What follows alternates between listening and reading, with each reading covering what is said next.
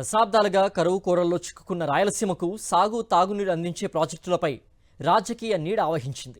వ్యక్తిగత కక్షలతో సీమకు కీలకమైన ప్రాజెక్టులను కనుమరుగు చేసే విధంగా చర్యలు తీసుకుంటున్నారు. ఏనాడు సీమకు చుక్క నీరు తీసుకురాని చంద్రబాబు తాజాగా సీమవాసుల గొంతు కోసే పనిలో పడ్డారు. రాయలసీమ లిఫ్ట్ ఇరిగేషన్ స్కీమ్ అనుమతుల విషయంలో రాష్ట్ర వాదనలు వినిపించకపోవడంతో ఆ ప్రాజెక్టు అనుమతుల్ని కేంద్రం రద్దు చేసి సీమకు తీరని ద్రోహం చేసింది.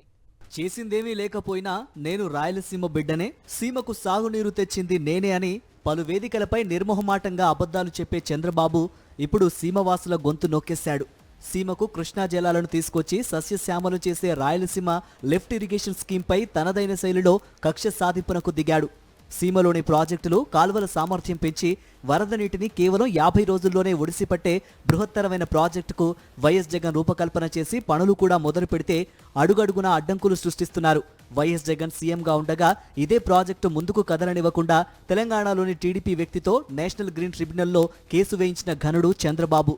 తాజాగా పర్యావరణ అనుమతుల విషయంలో రాష్ట్ర ప్రభుత్వం తరఫున తన వాదనలు గట్టిగా వినిపించాల్సిన చంద్రబాబు ఎక్కడ జగన్ పేరు వస్తుందోనని మొత్తం సీమవాసుల గుండెలాంటి ప్రాజెక్టుకు చరమగీతం పాడేశాడు. వాస్తవానికి వైఎస్ జగన్ తన తండ్రి బాటలో వరద జలాలను రాయలసీమకు మళ్లించేందుకు అద్భుతమైన ప్రాజెక్టును రూపకల్పన చేశారు. చట్ట ప్రకారం ట్రిబ్యునల్ రాష్ట్రానికి కేటాయించిన నీటినే వాడుకుంటూ సీమను సస్యశ్యామలం చేసేందుకు నడుం కట్టారు వైఎస్ జగన్. వాస్తవానికి కృష్ణానదికి 90 రోజుల వరద ఉంటుందని నిపుణులు అంచనా వేశారు. కానీ రాను రాను ఆ వరద వచ్చే రోజులు తగ్గిపోవడంతో సీమకు నీటి అవసరాలు తీరడం లేదు. మరోవైపు శ్రీశైలం రిజర్వాయర్లో నీటి మట్టం 856 అడుగులు ఉన్నప్పుడు మాత్రమే సీమ ప్రాజెక్టులకు నీటిని తీసుకునే వెసులుబాటు ఉంది. కానీ పక్క రాష్ట్రమైన తెలంగాణ మాత్రం పాలమూరు, రంగారెడ్డి, దిండి లిఫ్ట్ ఇరిగేషన్ ప్రాజెక్టులకు శ్రీశైలం నుంచి కేవలం కనిష్టంగా 800 అడుగుల్లో కూడా నీటిని తీసుకుంటోంది. అదే తరహాలో వరద వచ్చే 50 రోజుల సమయంలో రోజుకు 3 టీఎంసీల నీటిని రాయలసీమ లిఫ్ట్ ఇరిగేషన్ స్కీమ్ ద్వారా తీసుకుని సీమ ప్రాజెక్టులకు అందించడమే ఆనాటి వైఎస్ జగన్ ప్రభుత్వ ప్రధాన ఉద్దేశం. వాస్తవానికి సీమకు శ్రీశైలం నుంచి నీటిని తీసుకోవడంలో చంద్రబాబు నిత్యం వివాదాస్పద నిర్ణయాలే తీసుకుంటున్నారు. అప్పట్లో వైఎస్ రాజశేఖర రెడ్డి సీఎంగా సీమ రైతుల ప్రయోజనం కోసం పోతిరెడ్డిపాడు హెడ్ రెగ్యులేటర్ సామర్థ్యాన్ని 44,000 క్యూసిక్కులకు పెంచితే టీడీపీ నేతలతో ఆందోళనలు చేయించారు. పోతిరెడ్డిపాడు హెడ్ రెగ్యులేటర్ నుంచి 80,000 క్యూసిక్కులకు పైగా నీటిని తీసుకొని సీమలోని తెలుగు గంగ, హంద్రినీవా, గాలేరు నగరి, ఎస్ఆర్ఎంబి, కేసీ కెనాల్ వంటి సాగునీటి ప్రాజెక్టులకు వరద జలాలను మళ్లించే కార్యక్రమం వైఎస్ జగన్ ప్రభుత్వం చేపట్టింది. దీనికోసం 3,300 కోట్ల మేర బడ్జెట్ను కూడా కేటాయించి పనులు మొదలు పెడితే చంద్రబాబు తన సహజ నైజంతో కేసులు వేయించి అడ్డుకున్నారు. తాజాగా కేంద్ర జలశక్తి శాఖ ఆధ్వర్యంలో ఈ ప్రాజెక్టుపై తెలంగాణ పెట్టిన అభ్యంతరాలను సమర్థంగా ఎదుర్కోవాల్సిన కూటమి సర్కార్ కనీసం తన తరపు వాదనను కూడా సక్రమంగా వినిపించలేకపోయింది. దీంతో సీమకు ఎంతో ప్రయోజనం చేకూర్చే రాయలసీమ లిఫ్ట్ ఇరిగేషన్ స్కీమ్ కు అనుమతులను కేంద్రం నిరాకరించింది. Recently, around 5 days back, EC was rejected by Government of India for Rayalaseema lift irrigation project due to gross negligence and lack of persuasion by the present government of Andhra Pradesh, Madam, from Srisailam Dam, apart from allocation to Nagarjuna Sagar and Krishna Delta, there is an allocation of 19 TMC for SRBC, 29 TMC for Teluganga, 38 TMC for GNSS, and 15 TMC for drinking water purpose to Chennai, Madam. For the above projects, from Potireddipadu head regulator, 7,000 cusecs of water can be drawn when the water level is 854 feet, Madam. ఎక్కడ YS Jagan కు మంచి పేరు వస్తుందోననే అక్కసుతోనే చంద్రబాబు ఈ scheme గురించి ఒక్క మాట మాట్లాడడం లేదు.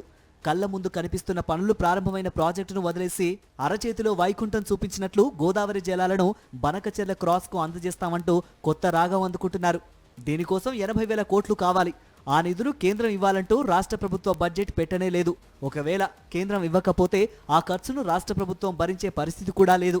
కేవలం 3,300 కోట్లు ఖర్చు చేస్తే సీమకు సాగునీరు అందించే రాయలసీమ లిఫ్ట్ను వదిలేసి గోదావరి జలాలంటూ మాట్లాడడం సీమవాసులకు బ్రహ్మ పదార్థంగా మారింది. వాస్తవానికి నదుల అనుసంధాన ప్రక్రియలో భాగంగా గోదావరి జలాలు కృష్ణానదికి అందించాలని చంద్రబాబు చెబుతున్న 80,000 కోట్ల ప్రాజెక్టుకు ఇతర రాష్ట్రాల అనుమతులతో కూడా ముడిపడి ఉంది. అది ఎన్ని దశాబ్దాలకు పూర్తవుతుంది? అసలు దాన్ని నిర్మించే వెసులుబాటు ఉందా లేదా అనేది స్పష్టత లేదు. కానీ జగన్ చేపట్టిన రాయలసీమ లిఫ్టును పక్కన పెట్టడం కోసం బనకచెర్లకు గోదావరి జలాలు అంటూ మభ్యపెట్టే ప్రయత్నాలు చేస్తున్నారు. కేవలం 50 రోజుల వరద సమయంలో కృష్ణా జలాలను సీమ ప్రాజెక్టులకు అందించడం తెలంగాణ మాదిరిగానే 800 అడుగుల్లో కూడా నీటిని లిఫ్ట్ చేసే సదుపాయం ఈ ప్రాజెక్టు సొంతం. చంద్రబాబు చెబుతున్న గోదావరి జలాల అనుసంధానం ప్రాజెక్టు వల్ల శ్రీశైలంలో 800 అడుగుల్లో నీటిని తీసుకునే వెసులుబాటే లేదు. కానీ చంద్రబాబు మాత్రం చేసేదేమీ లేదని తెలిసినా నదుల అనుసంధానం అంటూ దశాబ్దాల సమయం పట్టే ప్రతిపాదనలను ముందుకు తెస్తున్నాడు. కేంద్రం వద్ద తన వాదనలను వినిపించి రాయలసీమ లిఫ్ట్ ఆంధ్రప్రదేశ్ హక్కు అని వాదించాల్సిన చంద్రబాబు కనీసం కేంద్రం వద్ద నోరు మెదపకుండా సీమకు మరోమారు ద్రోహం చేశాడు. రాయలసీమ ప్రజలను తాకట్టు పెట్టి రాయలసీమ ప్రజలను ఇబ్బంది పాలు చేసే విధంగా సాగునీటి కథ దేవుడు ఎరుగు, కనీసం తాగునీటికి కూడా వచ్చే పరిస్థితి లేదు. ఇంతకుముందు ఉండేది శ్రీశైలంలో దాదాపు 130 రోజులు వరద ఉండేది గతంలో. అది రాను రాను తగ్గుకుంటూ వచ్చి ఇప్పుడు 50-60 రోజులు కూడా లేదు. 50-60 రోజులు కూడా వరద లేదు. ఆ వరదలు వస్తే కానీ శ్రీశైలం నిండే పరిస్థితి లేదు.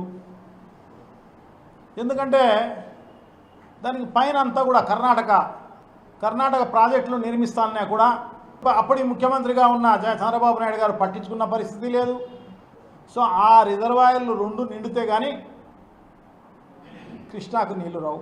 తాను చేయకపోయినా చేయలేని ప్రాజెక్టులను కూడా తాను మాత్రమే చేస్తున్నట్లు చెప్పుకోవడంలో చంద్రబాబు దిట్ట అని మరోమారు నిరూపించుకుంటున్నాడు.